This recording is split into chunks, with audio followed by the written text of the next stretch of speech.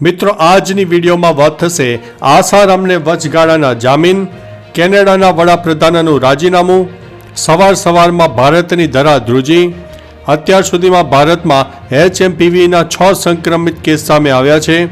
અમદાવાદમાં HMPV positive બાળકનું શું થયું જાણો સમાચારમાં। ત્યારે વાત થશે HMPV વાયરસને લઈને દેશમાં મોટી અપડેટ આવી છે। એક જ દિવસમાં નોંધાય છે આટલા કેસ। ત્યારે વાત થશે દીવ જતા હોય તો સાવધાન થઈ જાઓ। ચોટીલા અને રાજકોટ હાઈવે પર 15 કિલોમીટર લાંબો ટ્રાફિક જામ સર્જાયો હતો। ટેસ્ટ કીટ 2 થી 3 દિવસમાં તમામ હોસ્પિટલમાં આવી જશે। કર્ણાટક અને ગુજરાત બાદ હવે રાજ્યમાં પહોંચી ગયો છે આ વાયરસ। ત્યારે વાત થશે બોપલ લૂંટનો ભેદ હવે ઉકેલાયો છે, 10 વ્યક્તિઓ ઝડપાઈ છે। ત્યારે વાત થશે અમદાવાદમાં 10 દિવસ પહેલા જ વાયરસ આવી ગયો છે। હવે મિત્રો સમાચારો વિસ્તારથી। ગુજરાતમાં HMPV વાયરસને લઈને સરકાર સતર્ક બની છે। અમદાવાદમાં 2 મહિનાનું બાળક HMPV પોઝિટિવ આવ્યું છે, પરંતુ ઓરેન્જ હોસ્પિટલ દ્વારા અમદાવાદ મ્યુનિસિપલ કોર્પોરેશનને મોડી જાણ કરાતા તેને નોટિસ આપવામાં આવી છે। 24 ડિસેમ્બરે બાળક દાખલ થયું અને 26 ડિસેમ્બરે રિપોર્ટ પોઝિટિવ આવ્યો હતો, છતાં 10 દિવસ સુધી જાણ થતી નહોતી, જેથી અમદાવાદ મ્યુનિસિપલ કોર્પોરેશનના આરોગ્ય વિભાગે કડક પગલાં ભર્યા છે। મિત્રો અન્ય મહત્વના સમાચારની વાત કરીએ તો બોપલમાં લૂંટનો ભેદ ઉકેલાયો છે, 10 વ્યક્તિઓ ઝડપાઈ છે। અમદાવાદના સાઉથ બોપલમાં કનકપુરા જ્વેલર્સમાંથી 73.10 લાખની લૂંટનો ભેદ ઉકેલાતા મોટો ખુલાસો થયો છે। અમદાવાદ ગ્રામ્ય પોલીસ અને ક્રાઇમ બ્રાન્ચની તપાસમાં ઘટના પાછળ ઉત્તર પ્રદેશની ગેંગ સંડોવાયેલું હોવાનું સામે આવ્યું છે। પોલીસે 10 શખ્સોની ધરપકડ કરી છે। CCTV ફૂટેજના આધારે ભેદ ઉકેલાયો છે। લૂંટારુઓ હથિયાર બતાવીને માત્ર 4 મિનિટમાં દાગીનાની લૂંટ કરીને ભાગી ગયા હતા। મિત્રો અન્ય મહત્વના સમાચારની વાત કરીએ તો કર્ણાટક અને ગુજરાત બાદ હવે આ રાજ્યમાં પહોંચી ગયો છે વાયરસ। ચીનમાં ફેલાયેલો HMPV વાયરસ હવે ભારતમાં પણ ફેલાઈ રહ્યો છે। કર્ણાટક અને ગુજરાત બાદ હવે પશ્ચિમ બંગાળમાં પણ HMPVનો કેસ જોવા મળી રહ્યો છે। અહીં રાજધાની કોલકાતામાં પણ 6 મહિનાની બાળકી આ વાયરસથી પીડિત મળી આવી છે। અગાઉ કર્ણાટકમાં 2 અને ગુજરાતમાં 1 બાળકીમાં HMPVનો કેસ દેખાયો છે। જોકે સરકારનું કહેવું છે કે આ વાયરસ નવો નથી અને ગભરાવાની જરૂર નથી। મિત્રો અન્ય મહત્વના સમાચારની વાત કરીએ તો ટેસ્ટ કીટ 2 થી 3 દિવસમાં તમામ હોસ્પિટલમાં આવી જશે। રાજ્યના આરોગ્ય મંત્રી ઋષિકેશ પટેલે વડોદરાની મુલાકાત દરમિયાન જાહેરાત કરી હતી કે ચીનના વાયરસની સામે સરકાર તાત્કાલિક પગલાં લઈ રહી છે। રોગના ટેસ્ટ માટેની કીટ આગામી 2 થી 3 દિવસમાં તમામ હોસ્પિટલમાં ઉપલબ્ધ કરાવાશે। આ રોગના લક્ષણો શરદી, તાવ, ઉધરસ અને ગળામાં દુખાવા જેવા છે, જે કોવિડના પ્રોટોકોલ સાથે મળે છે। સારવાર માટે આરોગ્ય તંત્ર સંપૂર્ણ રીતે તૈયાર છે।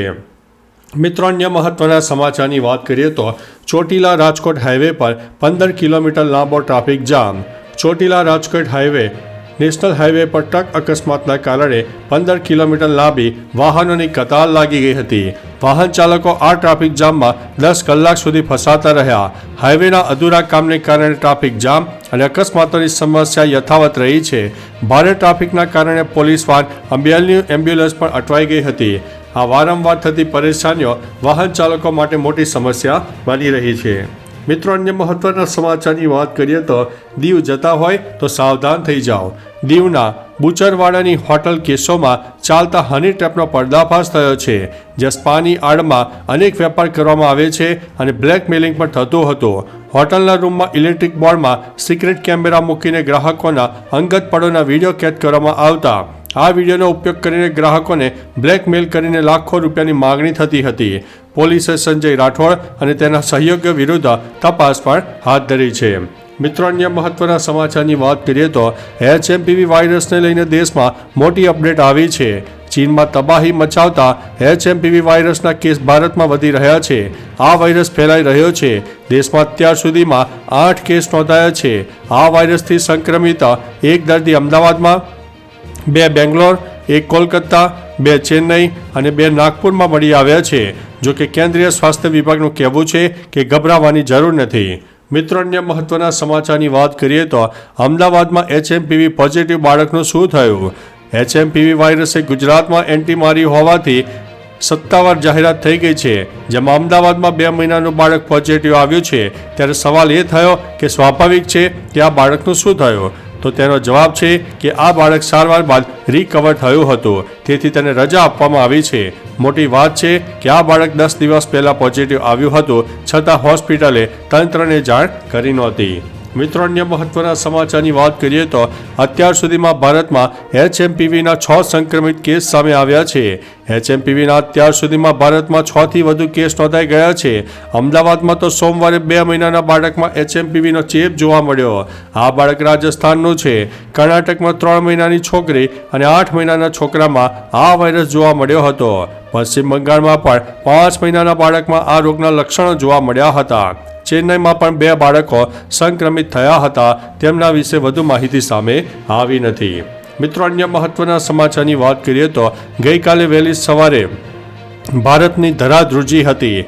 વહેલી સવારે 3 દેશમાં ભૂકંપના આંચકા આવ્યા હતા, જેમાં નેપાળમાં 7.1 અને તિબેટમાં 6.8ની તીવ્રતાનો ભૂકંપ આવ્યો હતો.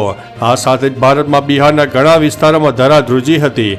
બિહારના ઘણા વિસ્તારોમાં સવારે 6:40 ભૂકંપના આંચકા અનુભવાયા હતા.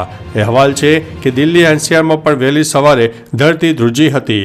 જોકે હજુ સુધી ભૂકંપના કારણે જાનમાલના કોઈ નુકસાનીના સમાચાર મળ્યા નથી. મિત્રો, અન્ય મહત્વના સમાચારની વાત કરીએ તો કેનેડાના વડાપ્રધાનનું રાજીનામું. કેનેડાના વડાપ્રધાન જસ્ટિન ટ્રુડોએ સોમવારે સાંજે વડાપ્રધાન પદ પરથી રાજીનામું આપી દીધું છે. રાષ્ટ્રને સંબોધિત કરતા તેમણે આ જાહેરાત કરી હતી. ટ્રુડોએ કહ્યું છે કે તેમણે તેમની લિબરલ પાર્ટીના પ્રમુખને નવા નેતાની પસંદગી શરૂ કરવાનું કહ્યું છે. રિપોર્ટ અનુસાર PM ટ્રુડો જ્યાં સુધી તેમના અનુગામીની પસંદગી ન થાય ત્યાં સુધી વડાપ્રધાન પદ પર રહેશે. મિત્રો, અન્ય મહત્વના સમાચારની વાત કરીએ તો આસારામને વચગાળાના જામીન. 2013ના સગીરા રેપ કેસમાં દોષિત આરામને સુપ્રીમ કોર્ટ તરફથી રાહત મળી છે. કોર્ટે આસારામને 31 માર્ચ સુધી વચગાળાના જામીન આપ્યા છે. આસારામને તબીબી આધાર પર જામીન આપવામાં આવ્યા છે. જોકે કોર્ટે આસારામને નિર્દેશ આપ્યો છે કે તે આ સમયગાળા દરમિયાન તેમના અનુયાયીઓને મળી શકશે નહીં. આસારામની તબિયતના હિસાબે તેમને તાત્કાલિક તબીબી સારવારની જરૂર છે, જેના કારણે કોર્ટે આ નિર્ણય લીધો હતો. તો ચાલો મિત્રો, ફરીથી દેશ અને દુનિયાના સુપરફાસ્ટ સમાચાર લઈને મળતા રહીશો. ત્યાં સુધી અમને રજા આપશો. નમસ્તે.